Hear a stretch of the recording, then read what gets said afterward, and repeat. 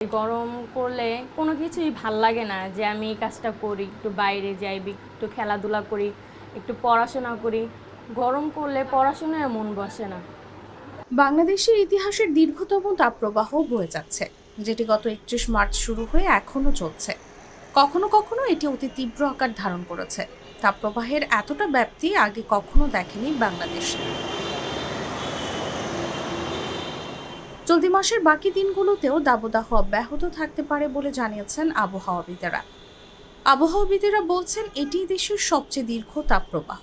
এর আগে গত বছরও এপ্রিল মাসে টানা ১৯ দিন দেশের বিভিন্ন অঞ্চলের উপর দিয়ে তাপপ্রবাহ বয়ে যায়। কোথাও কোথাও তা অতি তীব্র আকার ধারণ করেছিল। এবার সেটা অনেক আগেই ছাড়িয়ে গেছে।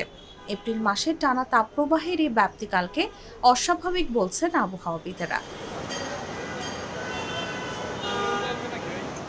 এর আগে এ মাসে এত দীর্ঘমেয়াদী তাপপ্রবাহ বয়ে যাওয়ার রেকর্ড নেই বলেও জানিয়েছেন তারা। আবহাওয়া বিভাগের তথ্য অনুযায়ী চলতি বছরের গত ১৬ মার্চ প্রথম চট্টগ্রাম, রাঙ্গামাটি ও কক্সবাজার জেলায় তাপপ্রবাহ শুরু হয়। ১৯ মার্চ তা আবার দূরও হয়ে যায়।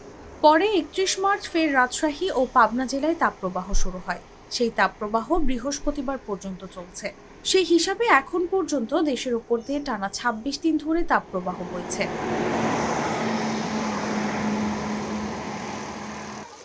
আবহাওয়া অধিদপ্তর বলছে, কোনো বিস্তৃত এলাকা জুড়ে নির্দিষ্ট সময় ধরে তাপমাত্রা ৩৬ থেকে ৩৭.৯ ডিগ্রি থাকলে মৃদু, ৩৮ থেকে ৩৯.৯ ডিগ্রি থাকলে মাঝারি ও ৪০ থেকে ৪১.৯ ডিগ্রি সেলসিয়াসের মধ্যে থাকলে তীব্র এবং ৪২ ডিগ্রি সেলসিয়াসের বেশি থাকলে তাকে অতি তীব্র তাপপ্রবাহ বলা হয়।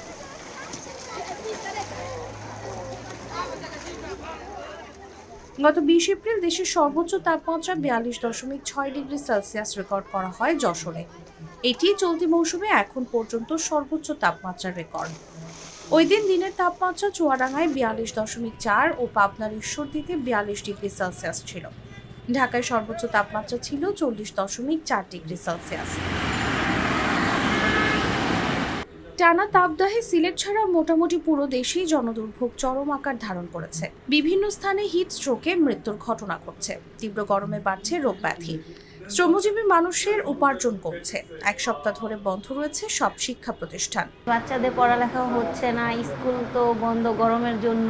আবার একদিক দিয়ে ভালো হয়েছে, গরমের মধ্যে বাচ্চারা স্কুলে গেলে আরও বেশি অসুস্থ হইতো। বাসাও গরম, কিন্তু পড়ালেখার খুব একটা ক্ষতি হচ্ছে, কিন্তু ক্ষতি হলেও যেই পরিমাণ গরম, স্কুল খোলা থাকলে দেখা যাচ্ছে অন্য সমস্যা হইতো স্কুলের গরমের কারণে।